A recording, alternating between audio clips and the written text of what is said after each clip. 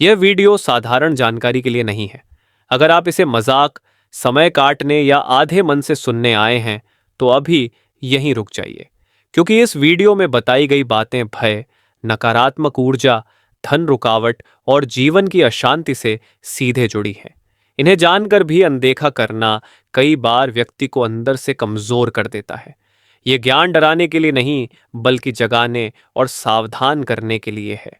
अगर आप सच में अपने जीवन, अपने घर और अपनी ऊर्जा की रक्षा करना चाहते हैं, तभी इस वीडियो को अंत तक देखिए। आधे में छोड़ना या हल्के में लेना आपके ही नुकसान में हो सकता है। अब अगर आप तैयार हैं सच सुनने के लिए, तो वीडियो शुरू करते हैं। राधे राधे।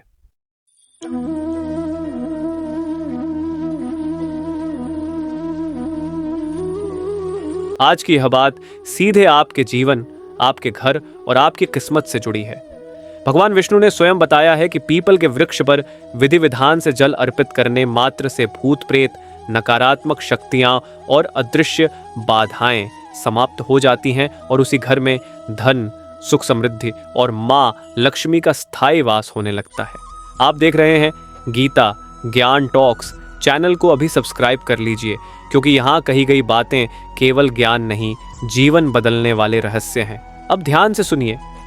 यदि आपके घर में बिना कारण डर का माहौल रहता है, धन आता है लेकिन टिकता नहीं, या पूजा पाठ के बाद भी मन अशांत रहता है, तो कारण साधारण नहीं है। प्रेमानंद जी महाराज कहते हैं, पीपल साक्षात विष्णु का स्वरूप है और इसकी उपेक्षा करने से मनुष्य अनजाने में भारी दोष अपने जीवन में आमंत्रित कर लेता है। ये वीडियो अंत तक देखना जरूरी है, क्योंकि बीच बीच में मैं आपको ऐसे संकेत बताऊंगा जो अगर आपके जीवन में हैं तो समझ लीजिए खतरा बहुत पास है।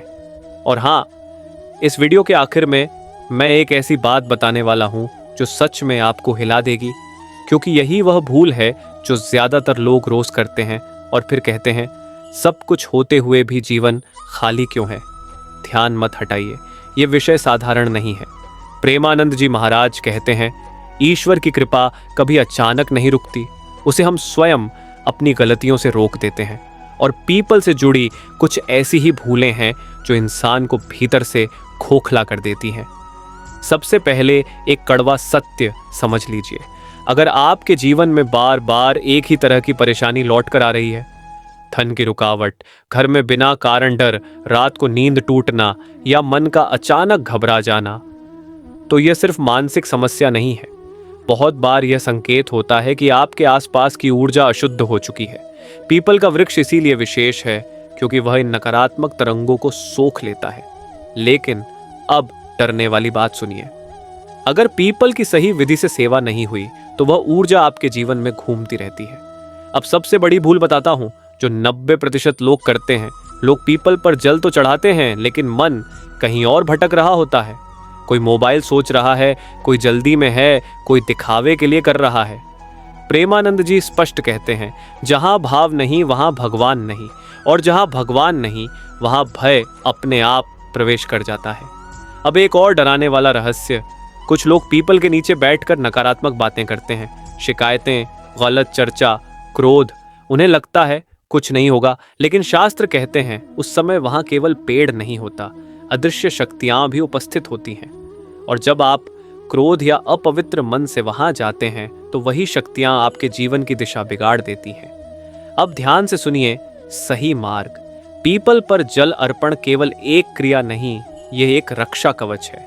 जब आप श्रद्धा से जल अर्पित करते हैं तो आपके चारों ओर एक ऐसी सीमा बनती है जिसके भीतर न भूत प्रेत प्रवेश कर पाते हैं, न नकारात्मक ऊर्जा, लेकिन एक चेतावनी है।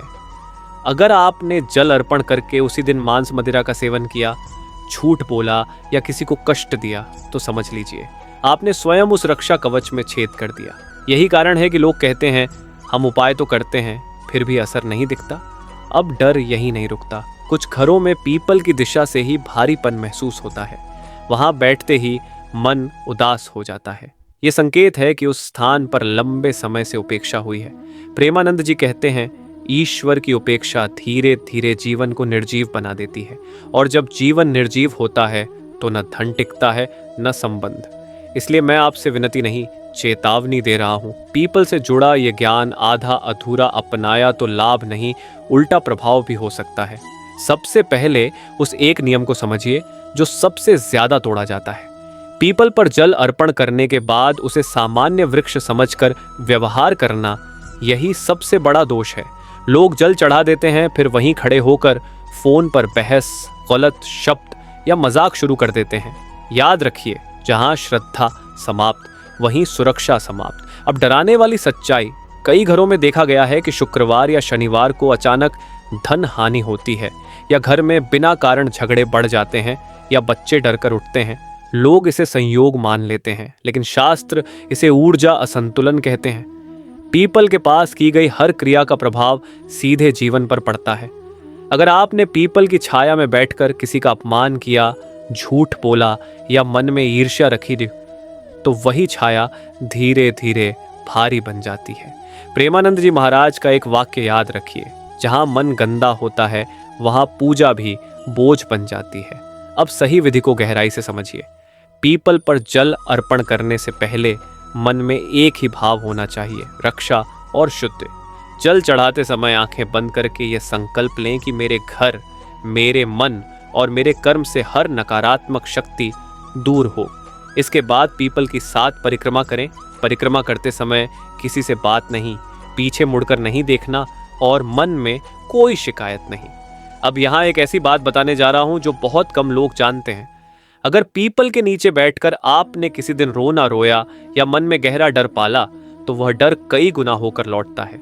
इसीलिए शास्त्र कहते हैं, पीपल के नीचे केवल प्रार्थना करो, समस्या नहीं। अब एक और बड़ी भूल, कुछ लोग पीपल के पत्ते को ऐसे ही तोड़ लेते हैं, बिना अनुमति, बिना भाव। याद रखिए, यह साधारण पत्ता नहीं है। यहाँ की गई हर असावधानी लक्ष्मी के प्रवाह को रोक देती है। यही कारण है कि लोग कहते हैं, हम मेहनत करते हैं फिर भी पैसा हाथ में क्यों नहीं टिकता। कमाई है लेकिन शांति क्यों नहीं है।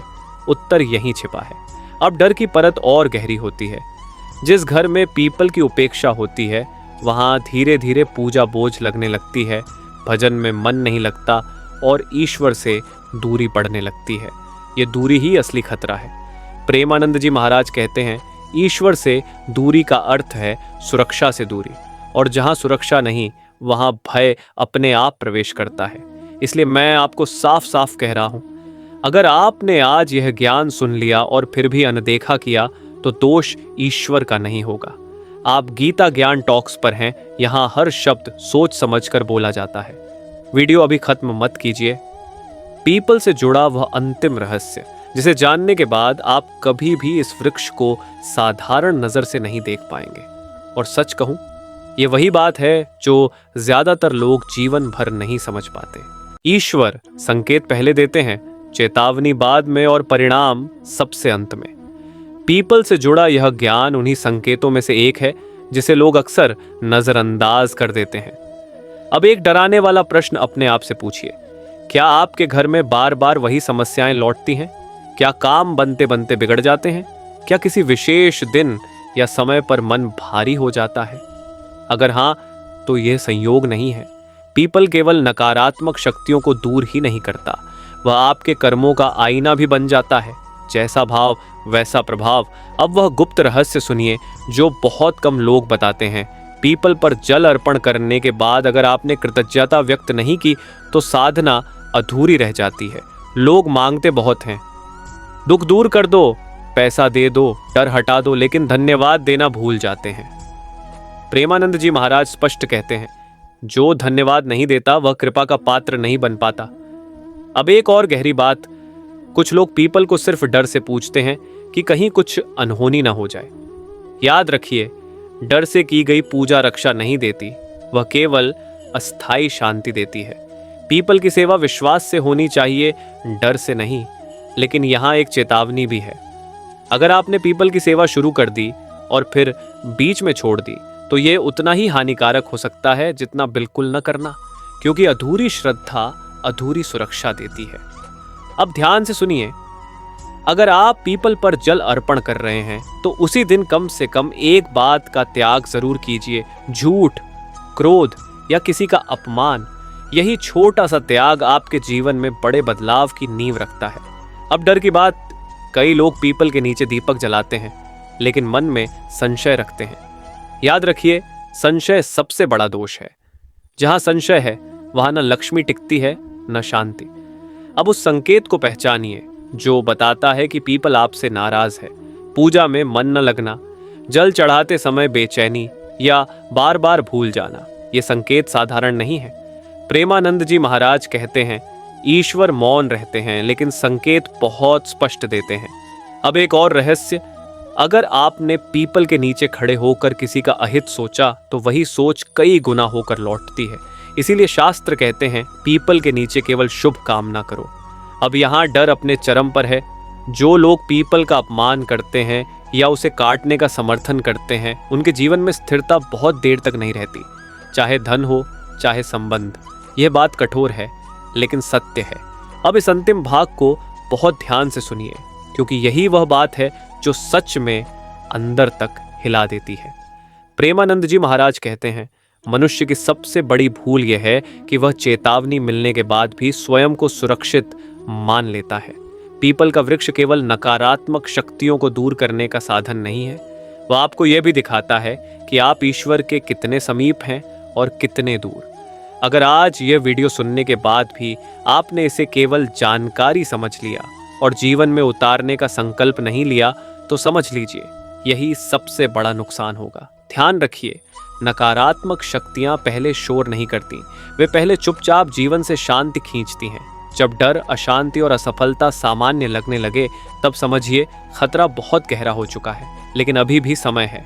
अगर आज से आपने श्रद्धा, नियम और भाव के साथ सही मार्ग अपनाया, तो वही पीपल जो उपेक्षित था आपके लिए रक्षा कवच बन सकता है।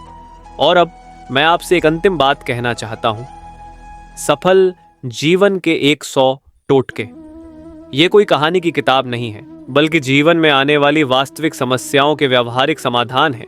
धन की रुकावट, भय, नकारात्मक ऊर्जा, घर की शांति और उन्नति से जुड़े ऐसे उपाय जो आप तुरंत जीवन में उतार सकते हैं। इस किताब का लिंक आपको पिन्ड कमेंट और डिस्क्रिप्शन में मिल जाएगा। अगर आप सच में अपने जीवन में बदलाव चाहते हैं तो इसे जरूर देखिए। आप गीता ज्ञान टॉक्स के साथ जुड़े रहिए, क्योंकि यहाँ ज्ञान केवल बताया नहीं जाता, यहाँ जगाया जाता है।